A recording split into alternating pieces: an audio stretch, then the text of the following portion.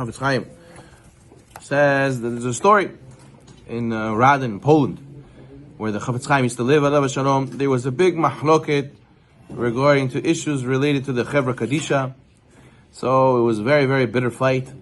And the Chafetz Chaim got the whole keilah in the community shul, and he gave a shiur an ilchot shmirat halashon, guarding our mouth. So he said one major portion of his speech was like this. He said a Jew who's a bal mahloket, who continues a fight, continues an argument, he is compared to like a person who has a pocket full of gold coins. Suddenly the pocket rips, and what's in the result? If he loses all his money, he becomes poor. So he said, the Chafetz Chaim, he said to all the people in the community, you should know, all of us could be Chas v'Shalom in the same situation. Our pockets are full of gold coins, meaning mitzvot and zchuyot, merits and good deeds. And what? We allow ourselves to get involved in mahloket. So the fire of mahloket burns a hole in our pocket. Chas v'Shalom, we lose all our mitzvot. So therefore, Chafetz Chaim warned them. He said, after 120, when you go to Shamayim, you'll be judged for Lashon Hara. And they'll say, there was a rabbi who lived amongst you, why didn't he rebuke you? Now I fulfilled my obligation. I rebuked you. I told you. I give you musar. Don't mention my name in Shamayim, because I told you so. So therefore, a person has to know that you should flee from Lashon Hara, like you flee from a thing that will rip your pocket, like you flee from fire. That's how negative and destructive Lashon Hara is. And therefore, halakha that's related to this, the person has to be very careful not to speak about the rabbi or his halakha that he gave. All right, a person can say, Chas v'Shalom, this rabbi, he's not Tamid Chacham, he doesn't know anything. Chas v'Shalom. Or a person says, oh, this halakha that he said doesn't make any sense, such a machmir, unbelievable, why do we need to follow this law? Where did he get that from? And we Chas v'Shalom don't believe in what he said. Or a person can say, oh, the rabbis in our generation, they're nothing compared to the rabbis of the previous generation.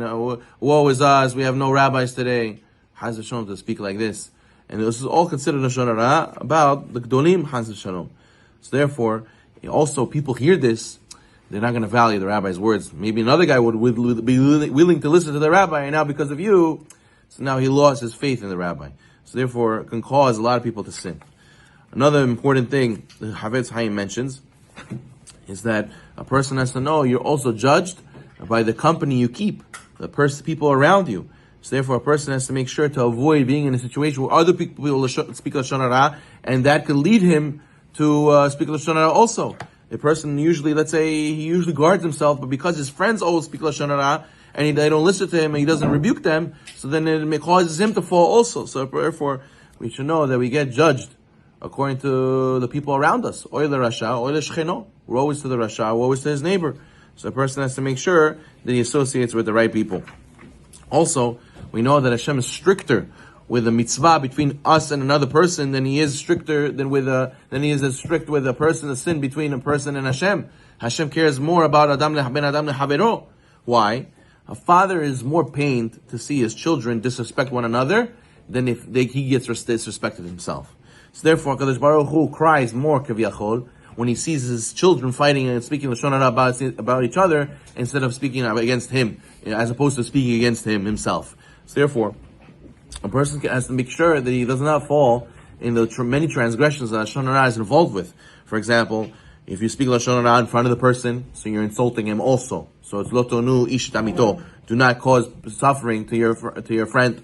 And also it says lo tisa alav hayat, and don't embarrass your fellow Jew. And then if someone talks Lashon Hara about someone else as revenge, that's also lo tikom velo titor, to go and to take revenge.